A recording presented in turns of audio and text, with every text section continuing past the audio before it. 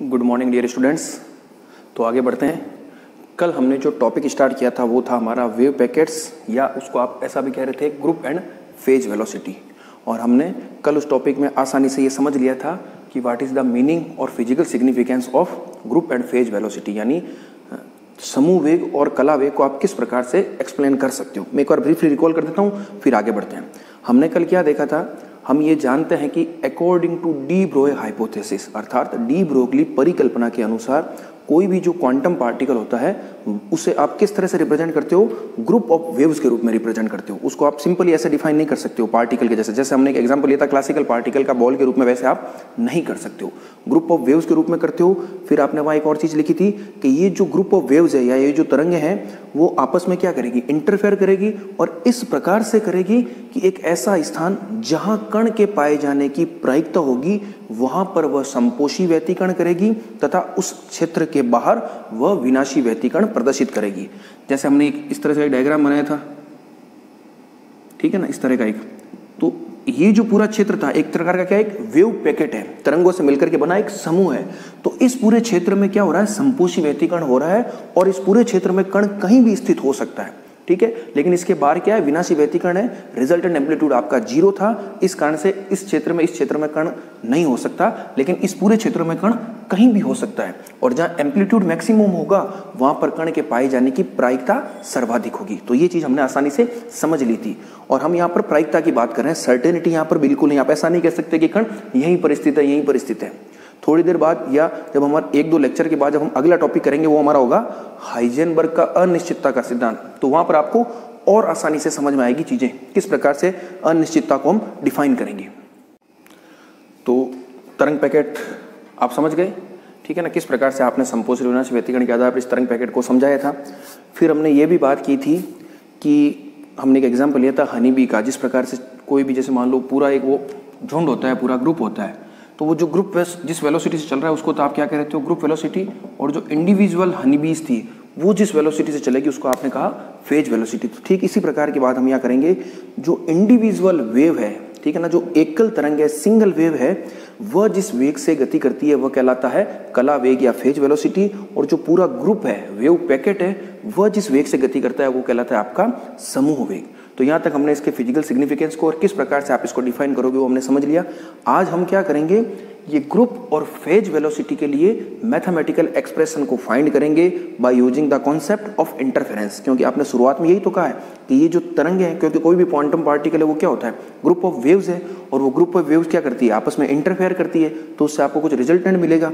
तो बिल्कुल हम अभी यही काम करेंगे, तरंगे लेंगे, ठीक है ना। वैसे तो ये इनफाइनाइट वेव्स होती है, इनफाइनाइट नंबर ऑफ वेव्स है, लेकिन हम क्या करेंगे, फॉर सिंप्लिसिटी हम 2 वेव्स लेकर के चलेंगे। उन 2 वेव्स को में जब इंटरफेरेंस होगा, यानी आप अध्यारोपण का सिद्धांत लगोगे, तो आपको क्या मिलेगा, रिजल्टेंट मिलेगा। उस रिजल्टेंट के आधार पर आप इन दोनों के मैथमेटिकल एक्सप्रेशन को फाइंड करोगे। तो ये काम आज हम करने वाले हैं।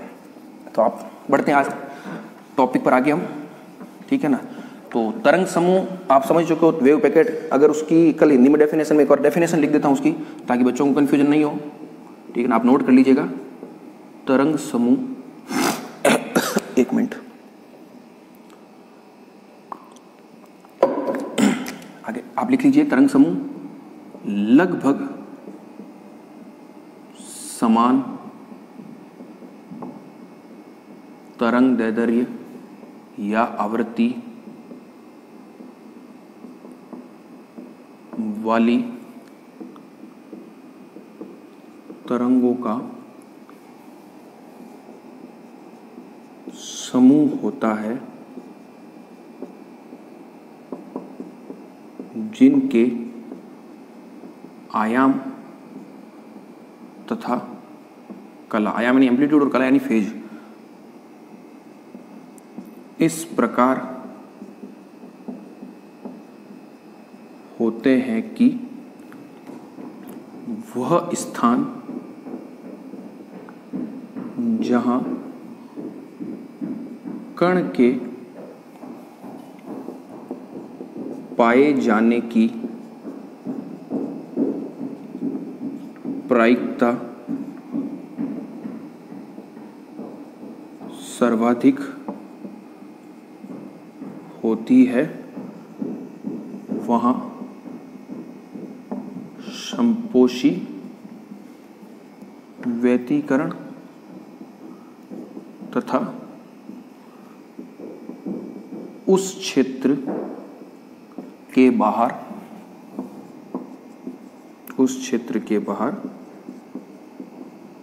विनाशी व्यतिकरण प्रदर्शित करती है। एक बार इसको आराम से आप देख लीजिए, पॉज करके नोट कर लीजिए। वैसे मैंने बोल के लिखा है, मैंने क्या लिखा है, जो तरंग समूह वेव पैकेट कह दो वो क्या होता है, तरंग समूह लगभग समान तरंग दे रही है। हमने एक वर्ड काम लिया था स्लाइटली डिफरेंट वेवलेंथ, तो स्लाइटली डिफरेंट को या लगभग समान को, ठीक है ना।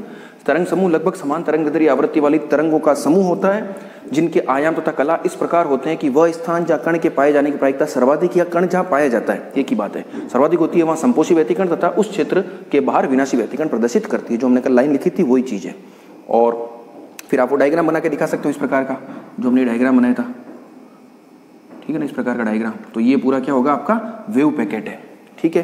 फिर आप फेज वेलोसिटी, ग्रुप वेलोसिटी को भी डिफाइन कर सकते हो कि जो एकल तरंग, यानी ये जो तरंग समूह, इसके नीचे आप लिखना ये क्या है, तरंग समूह, ठीक है ना, तरंग समूह। तो तरंग समूह जिन एकल तरंगों से मिलकर के बना होता है, उन एकल तरंगों का जो वेग होता है वो आपके क्या कहलाता है, कला वेग।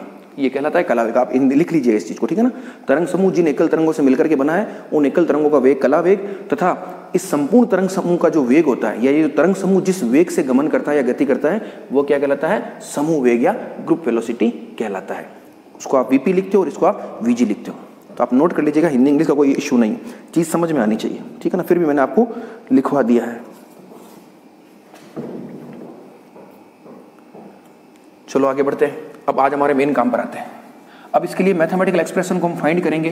तो कैसे करेंगे, हम क्या करेंगे, दो तरंगे लेंगे जिनके आयाम तो क्या होंगे, समान होंगे, ठीक है ना, लेकिन उनकी जो तरंग दैर्ध्य कह दो या उनकी तरंग संख्या, अभी मैं सब बताता हूँ ये शब्द क्या है। आप एक लाइन लिखिए जो मैं बोल रहा हूँ, यहाँ लिख दूंगा मैं, ठीक है ना। आप इसमें लिखिए, consider a wave packet of two waves having same amplitude A, capital A, ठीक है ना, and slightly different wave number and frequency, ठीक है ना। मैं बता दूं, मैंने क्या कहा कि हम एक ऐसा तरंग समूह लेते हैं जो दो तरंगों से मिलकर के बना है, उन दोनों तरंगों के आयाम समान है, जिसको हम कैपिटल ए से डिनोट करेंगे, और उनके वेव नंबर यानी तरंग संख्या तथा आवृत्ति लगभग समान है या उनमें बहुत ही कम अंतर है। जैसे मान लो एक 250 हर्ट्ज आवृत्ति, तो एक क्या होगी 250.1, एक मान लो 250.4, 250.5, इसी प्रकार से लगभग समान है। तो हम दो वेव्स को कंसीडर करेंगे, क्योंकि हमें करना क्या है, इंटरफेरेंस पढ़ना है। तो सिंप्लिसिटी के लिए हमने क्या ले लिया, दो वेव्स ले ली। अब ये वेव नंबर और फ्रीक्वेंसी क्या है, ये आपको पता है, नहीं पता है तो मैं थोड़ा सा बता देता हूँ। आपने ये पढ़ा होगा, जो न्यू होता है वो आपकी होती है फ्रीक्वेंसी, और एक होता है आपका ओमेगा, उसको आप लिखते हो 2 पाई न्यू, ये भी फ्रीक्वेंसी है, इसका नाम है एंगुलर फ्रीक्वेंसी। उसी प्रकार से एक आपके होता है लैम्बडा, जिसको आप कहते हो तरंग दैर्ध्य वेवलेंथ, और जो 1 लैम्बडा होता है, ठीक है ना, 1 लैम्बडा, उसको आप कहते हो वेव नंबर तरंग संख्या। 1 लैम्बडा को आप क्या कहते हो, तरंग संख्या, वेव नंबर। उसी प्रकार से जो के होता है, इसको आप कहते हो वेव नंबर तरंग संख्या, लेकिन उसके लिए अप्रोप्रिएट वर्ड है एंगुलर वेव नंबर। क्यों, क्योंकि के होता है आपका 2 पाई बाई लैम्बडा। इस 2 पाई बाई फैक्टर के कारण इसका नाम क्या होता है, बोलचाल की भाषा में तो आप इस के को तरंग संख्या कहते हो, लेकिन इसका जो रियल प्रॉपर नेम है वो क्या है, एंगुलर वेव नंबर। तो ये चीज आपको पता होनी चाहिए, ये आगे सब एक्सप्रेशन काम आएंगे, ठीक है। तो बस हम मैथमेटिकल एक्सप्रेशन को फाइंड करते हैं। तो चलो लेते हैं, एक वेव मान लो y से डिनोट करते हो, उसको आपने क्या लिखा, a cos kx plus omega T, ठीक है ना। इसी प्रकार से तो लिखते हो आप। कोई भी तरंग अगर नहीं पता है आपको किसी तरंग को कैसे लिखते हैं, मेरे हिसाब से आपको पता होगा, ठीक है ना। मैं बता देता हूँ एक दफा वापिस, किसी तरंग को आप कैसे लिख सकते हो, कोई भी जो तरंग होती है उसको आप ऐसे लिखते हो, ए exponential of iota K X minus या प्लस कुछ भी लिख दो ओमेगा टी, ठीक है ना। ये इसका एम्पलीट्यूड होता है और ये इसका कला भाग होता है, या इसको आप साइन कोस के रूप में लिख सकते हो, y is equal to A sine K x plus omega T, या इसको आप y is equal to A cos के एक्स प्लस ओमेगा टी। ये सभी एक ही भाग है, ये सभी क्या है, एक एकल तरंग को दर्शा रहे हैं। ये इसका क्या कहलाता है, कला भाग, और ये इसका आयाम है। तो ये आपको पता होना चाहिए, नहीं पता है तो आप साइड में नोट कर लीजिएगा। तो एक तरंग तो आपकी ये हो गई, एक तरंग आपकी हो जाएगी y2, जिसको मैं लिखूंगा आयाम तो समान है, और इसका जो तरंग दैर्ध्य यानी वेव नंबर और फ्रीक्वेंसी बहुत ही अल्प अंतर वाली है, तो उसको मैं लिख सकता हूँ, देखो k प्लस डी के, जहाँ डी के क्या बहुत स्मॉल है, x plus omega plus D omega into T. तो इस तरह से दो वेव हो गई।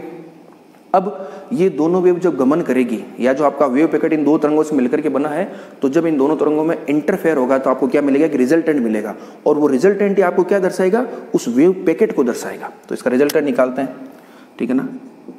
द रिजल्टेंट अर्थात परिणामी, the resultant y is equal to क्या होगा, y1 प्लस y2। चलो इसको एक्सप्रेशन को लिखते हैं आगे। तो एक बार मैं लिख देता हूँ, a कॉस के x plus omega t plus a cos, इसको मैं थोड़ा ओपन कर देता हूँ, के इंटू एक्स, ये लीजिए के एक्स प्लस, अब डी के इंटू एक्स आप ऐसे मत लिखिएगा, इस एक्स को पहले लिखिएगा फिर डी के को लिखिएगा। इसका कारण मैं बता रहा हूँ क्या है, क्योंकि मान लो गलती से आपने इस तरह से लिख दिया डी के एक्स, तो ये क्या दर्शा रहा है, ये दर्शा रहा है डिफरेंशियल ऑफ के एंड एक्स। या तो आप इसको क्या कीजिए, अगर लिखना हो तो फिर डी के ब्रैकेट और एक्स, तब तो वो क्या है, उसका सही फिजिकली सिग्निफिकेंस मिलेगा। लेकिन अगर आपने सीधा इस तरह से डी के एक्स लिख दिया तो ये फिर क्या होगा, मैथमेटिकली आप गलत लिख रहे हो, ठीक है ना, क्योंकि इसका तो मतलब हो गया डिफरेंशियल ऑफ के इंटू एक्स, जबकि ऐसी बात नहीं है, ये multiplication of x into D के है। तो अच्छा है कि आप एक्स को पहले लिख दीजिए, डी के को बाद में लिख दीजिए, ठीक है ना। और ये ब्रैकेट प्लस इसी को भी इसी तरह से omega t plus t into D omega. अब देखो ये क्या है, कोस ए तो कॉमन आ जाएगा, कोस सी प्लस कोस डी, ये पूरा एक एंगल डी हो जाएगा, ये सी हो जाएगा। तो आप फॉर्मूला जानते हो, कोस सी प्लस कोस डी क्या होता है, 2 cos c plus D by 2 cos c minus D by 2, बस वो फॉर्मूला अप्लाई करना है। तो y is equal to a bracket में 2 cos c plus D by 2, तो चलो मैं पूरा लिख देता हूँ, के एक्स प्लस ओमेगा टी, ये तो सी हो गया, प्लस ये पूरा, तो k x plus x D k plus omega t plus t into D omega. ये cos C plus D by 2 है, इस पूरे के नीचे क्या है 2 है, और cos C minus D by 2, तो ये लीजिए के एक्स प्लस ओमेगा टी, तो सी और माइनस डी थे, सारे फैक्टर क्या आएंगे minus, minus K X minus X D K minus omega T minus T into D omega, और इस पूरे के नीचे 2 cos C plus D by 2 cos C minus D by 2, ठीक है। अब मैं इसको थोड़ा साफ करके ऊपर ही लिख देता हूँ ताकि विजन प्रॉपर रहे, ठीक है ना। ये सिंपल मैथमेटिक्स है, लेकिन हम एक एक चीज़ को पूरा लिख करके करेंगे ताकि आपको डेरिवेशन को करने में कोई दिक्कत ही नहीं हो।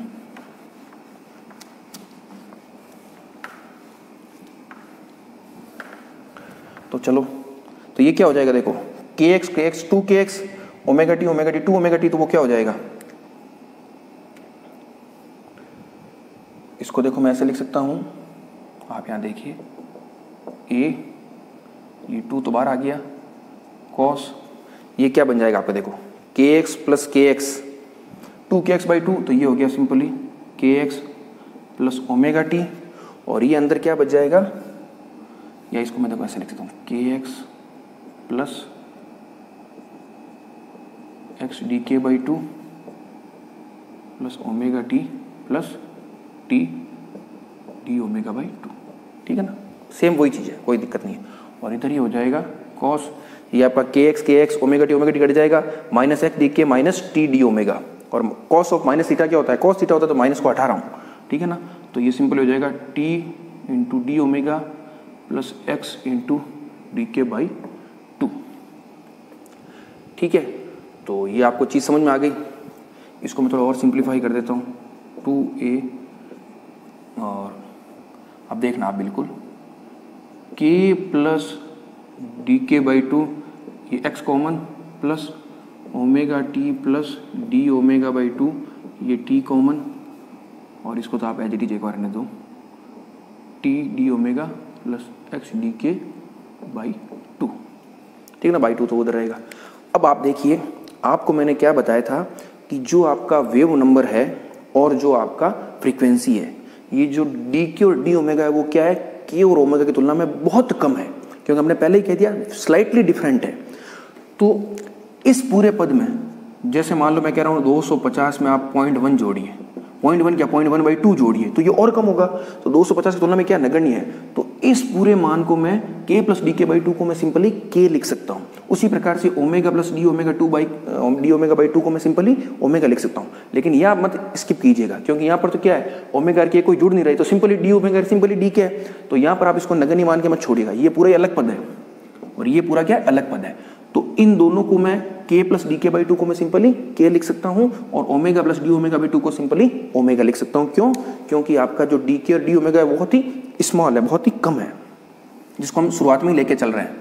तो देखिए मैं इसको इस तरह से लिख सकता हूं, y इजिकल टू 2a, उस पूरे पद को मैं एक बार इसके साथ लिख रहा हूं, cos t D omega by 2 plus x D के बाई 2, और ये हो जाएगा cos kx plus omega T. तो ये आपके क्या आ गया, एक रिजल्टेंट आ गया, ठीक है। इस रिजल्टेंट में देखिए आपने जो इंडिविजुअल वेव ली थी, एक सिंगल वेव, वहां पर आपके फैक्टर था cos kx plus omega T, तो ये रहा cos kx plus omega T वाला। और ये पूरा क्या है, अब जो आपकी परिणामी तरंग है, एक तरह से उसका रिजल्टेंट एम्पलीट्यूड है। क्या है? रिजल्टेंट एम्पलीट्यूड है। आप याद कीजिए जब आपने इंटरफेरेंस पढ़ा था, ठीक है ना, सेकेंड ईयर में, और वैसे मैंने अभी सेकेंडरी लेक्चर में उस इंटरफेरेंस के चैप्टर को डाला है, तो वहाँ पर आपने भी एक रिजल्टेंट लिखा था, मैं बता देता हूँ, थोड़ा सेम उसी प्रकार का है। वहाँ पर y आपके आया था r, साइन को चलो वहाँ साइन लिया था, sine kx plus omega T, या वहाँ पर जो भी आपने लिया था उस तरह का आएगा। तो एक r रिजल्टेंट आया था। वो रिजल्टेंट क्या था कि जब ये दोनों तरंगों का आयाम तो क्या था, a था, लेकिन ये जो परिणामी तरंग है, आपकी, उसका आयाम a नहीं रहेगा, उसका आयाम कुछ बदल जाएगा, उसका आयाम ये पूरा हो जाएगा। तो आयाम क्या हो गया, एक तरह से मॉड्यूलेटेड हो गया, ठीक है ना। अब मॉड्यूलेटेड को आप कैसे समझोगे, जैसे मान लो कोई आपके किसी नल से कोई पानी रेंडमली ऐसे ही बाहर बह रहा है, तो वो किसी भी तरह से बह रहा है, मान लो एक तरंग के रूप में इधर उधर कहीं भी बह रहा है, लेकिन अगर आप मान लो उसी नल के साथ आपने पाइप अटैच कर दिया, तो वो जो पानी होगा उस पाइप के मोशन के साथ ही क्या करेगा, मोशन करेगा। अब तरंग क्या होगी, एक तरह से मॉड्यूलेटेड होगी, उसका आयाम कैसे मूव करेगा, जैसा वो पाइप मूव करेगा। तो आपने क्या कर दिया, मॉड्यूलेटेड कर दिया उसको, ठीक है। तो ये क्या है, रिजल्टेंट वेव है। अब इस रिजल्टेंट वेव से आप किस प्रकार से फेज वेलोसिटी और ग्रुप वेलोसिटी के लिए मैथमेटिकल एक्सप्रेशन फाइंड करोगे, उसको आप समझिएगा, ठीक है ना। यहाँ तो बिल्कुल सिंपल मैथमेटिक्स है, मैंने आपको बता दी, अभी आगे हम करेंगे तो आपको और अच्छे से समझ में आ जाएगा। अब देखिए सिचुएशन क्या थी, इसको आप थोड़ा समझिए। जैसे हमारे पास एक्चुअल में क्या थी, दो वेव थी, एक ये थी, एक आपके पास इसी प्रकार की एक वेव थी। जब इनमें क्या हुआ, अध्यारोपण हुआ, तो आपको क्या मिला, एक रिजल्टेंट वेव मिली। वो रिजल्टेंट वेव इस प्रकार का एम्पलीट्यूड तो होगा नहीं, उसका एम्पलीट्यूड क्या होगा, चेंज होगा। तो मान लो वो रिजल्टेंट वेव इस प्रकार से, ठीक है ना, अलग अलग पैकेट्स के रूप में होगी। मान लो एक पैकेट ये हो गया, ठीक है ना, फिर आगे कोई इस प्रकार से एक पैकेट और चलेगा, ठीक है ना। तो इस प्रकार से क्या होगी, ये वेव पूरी इन पैकेटों के रूप में आगे क्या करेगी, मोशन करेगी। तो ये क्या है आपके, ये सारे के सारे, ये ले लो चाहे आप ये ले लो, इसी प्रकार से आगे जो पैकेट्स बनेंगे ये सब क्या है, वेव पैकेट है, ठीक है ना। और जिन वेव से ये मिलकर के बने वो वेव आपकी क्या है, सिंगल वेव है, ठीक है। तो ये जो पूरा एनवेलॉप, ये पूरा क्या एक एनवेलॉप है या एक पैकेट है। तो ये पैकेट जिस वेलोसिटी से आपके मूव करता है वो आपका क्या कहलाता है, ग्रुप वेलोसिटी। और जो इंडिविजुअल वेव है वो जिस वेलोसिटी से मूव करती है वो आपकी क्या कहलाती है, फेज वेलोसिटी, ठीक है। अब ये आपको समझ में आ गया होगा, यानी ये एनवेलॉप और सिंगल वेव। अब किसी भी वेव, एक जनरल वेव की हम बात कर रहे हैं, उसकी वेलोसिटी को आप किस प्रकार से लिखते हो आपको पता होना चाहिए, क्योंकि इसको आप फर्स्ट ईयर में भी पढ़ चुके हो और सेकेंड ईयर में भी पढ़ चुके हो। नहीं पता है तो मैं आपको बता देता हूं, कोई भी एक single wave, for a single wave पता होना चाहिए, लेकिन फिर भी मैं बता रहा हूं। फॉर ए सिंगल वेव आप क्या लिख सकते हो, y is equal to A sine K x plus omega T, या इसको आप A exponential of iota K x plus omega T. तो जो भी आप किसी भी तरंग के वेग को लिखते हो तो वेग हमेशा क्या होता है, जो आपका ये कला भाग है इसमें t और x के साथ जो भी फैक्टर होता है उसका जो अनुपात होता है उसी को आप लिखते हो। ये आपको पता होना चाहिए। v जो आपका होता है वो होता है ओमेगा बाई के, ठीक है ना, हमेशा ध्यान रखिए। जो t के साथ जो है वो अपॉन जो x के साथ है उसका पार्ट होता है। क्यों होता है? क्योंकि v क्या होता है, dx बाई dt होता है। और आप इसका डायमेंशनली भी चेक कर सकते हो। ओमेगा क्या आपका 2 पाई न्यू और k होता है 2 पाई बाई लैम्बडा, 2 पाई से 2 पाई, और न्यू लैम्बडा की डायमेंशन क्या होती है, वेलोसिटी होती है। तो ये आप जो एलिमेंट्री क्लास 10+2 में भी देख चुके हो, फर्स्ट ईयर सेकेंड ईयर सब जगह आप देख चुके हो। किसी भी वेव की जो वेलोसिटी होती है वो किस प्रकार से लिखी जाती है, t के साथ वाला पार्ट अपॉन x के साथ वाला पार्ट, ठीक है। तो ये आपको पता चल गया। तो अब हम निकालते हैं, अब हमारे पास क्या एक रिजल्टेंट वेव आ गई। इस रिजल्टेंट वेव में देखो ये तो जो cos kx plus omega t है वो तो एक प्रकार से सिंगल वेव वाला पार्ट है, क्योंकि आपने जब सिंगल वेव जो ली थी उसमें एक्सप्रेशन क्या था आपका a cos kx plus omega t। तो यहां से जो आपके ओमेगा अपॉन k निकलेगा वो क्या होगा, एक सिंगल तरंग का वेग होगा। लेकिन जब आप इस मॉड्यूलेटेड पार्ट से, ये जो पूरा पार्ट मॉड्यूलेटेड पार्ट है cos d omega by 2 plus x dk by 2, यहां से जब आप ओमेगा और k, ठीक है ना, t और x के जो साथ में गुणा के उनका अनुपात निकालोगे तो वहां से जो आपको v का एक्सप्रेशन मिलेगा वो क्या होगा, ग्रुप वेलोसिटी का होगा। क्योंकि यहां पर अब आपके क्या बन रहा है, जो वेव है वो इंटरफेयर कर रही है तो आपके क्या बन रहा है, वेव पैकेट बन रहा है। मैं भी बता देता हूं आपको कैसे होगा, ठीक है ना। तो एक चीज तो आपको सिंपली पता क्या चल गई कि v होता है हमेशा t और x के जो भी साथ में गुणा के उनका अनुपात होता है ओमेगा बाई के, सिंगल तरंग के लिए। तो अब देखिए ये क्या है, cos kx plus omega t वाला जो पार्ट है वो क्या दर्शा रहा है, एक सिंगल तरंग को दर्शा रहा है। तो देखिए मैं यहां लिख रहा हूं कला वेग, आप आराम से इसको देखिएगा और समझिएगा। फेज वेलोसिटी ये होती क्या है, ये होती है आपके velocity of single wave, velocity of a single wave, या इसको आप कह सकते हो एकल तरंग का वेग। और उसका एक्सप्रेशन आप यहां से फाइंड करोगे, आपके पास रिजल्टेंट है, ठीक है ना, वीपी, मैं पी से लिख रहा हूं फेज के हिसाब से, ठीक है ना। तो वो सिंपली क्या होगा, ओमेगा बाई के। तो ये इसका एक्सप्रेशन आ गया simply mathematical, VP equal to omega by K. अब हम बात करते हैं समूह वेग की। तो चलो मैं यहां लिख देता हूं समूह वेग या ग्रुप वेलोसिटी। इसकी डेफिनेशन आपको पता है क्या होती है, कि जो आपका तरंग समूह होता है वह जिस वेग से गति करता है, या आप ऐसा कह सकते हो ये एनवेलप जो बना था ना आपका, एक तरह का पैकेट, वो पैकेट जिस वेग से गति करता है वो आपका क्या कहलाता है, समूह वेग। तो समूह वेग कब होगा, जब तरंगों में अध्यारोपण होगा और आपको एक रिजल्टेंट समूह मिलेगा। रिजल्टेंट ये आपके पास क्या है, पूरा रिजल्टेंट है। तो इस रिजल्टेंट में ये जो पद है, ये पद ही क्या दर्शा रहा है, अगर इस पद को हटा दो तब तो क्या एक सिंगल वेव है, लेकिन ये जो पद है वो क्या दर्शा रहा है, उस समूह को दर्शा रहा है। तो जब आप ग्रुप वेलोसिटी निकालोगे, जिसको मैं वीजी लिखूंगा, तो वीजी का एक्सप्रेशन क्या होगा आपको पता है, ओमेगा टी और एक्स का जो फैक्टर है उसका जो अनुपात है वही आपके क्या होता है, वेग को दर्शा रहा है। तो समूह के रूप में ये, तो इसमें देखो क्या हो जाएगा, टी के साथ पूरा क्या है, डी ओमेगा बाई 2, और इसके साथ है डी के बाई 2, तो इसको मैं लिखूंगा ऐसे डी ओमेगा बाई 2, और ये हो जाएगा डी के बाई 2, 2 से 2 चला गया, तो वीजी आपके आ गया डी ओमेगा बाई डी के। तो हम लोगों ने क्या कहा था कि इस डेरिवेशन में या इस लेक्चर में हम लोग वीपी और वीजी के लिए मैथमेटिकल एक्सप्रेशन को फाइंड करना चाह रहे हैं, तो हमने कर लिया। वीपी आपके क्या आ गया, ओमेगा बाई के, आपको हमेशा याद रखना है, वेरी इंपॉर्टेंट है। और वीजी आपके हो गया डी ओमेगा बाई डी के, ठीक है। तो ये हमने मैथमेटिकल एक्सप्रेशन फाइंड कर लिया। किस प्रकार से, कि दो तरंगें ली जिनके आयाम समान है लेकिन उनके जो वेव नंबर फ्रीक्वेंसी है वो स्लाइटली डिफरेंट है। उनमें जब इंटरफेरेंस होगा तो आपको क्या मिलेगा, एक रिजल्टेंट मिलेगा। उस रिजल्टेंट के आधार पर हमने कला वेग और समूह वेग को परिभाषित कर लिया। इन सब की परिभाषा आपको लिखनी है, सब मैंने बता दिया, आप आराम से लिख लीजिएगा। तो इस लेक्चर में हम इतना ही करेंगे।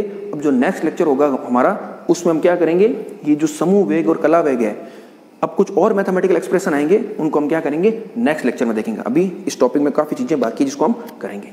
Thank you.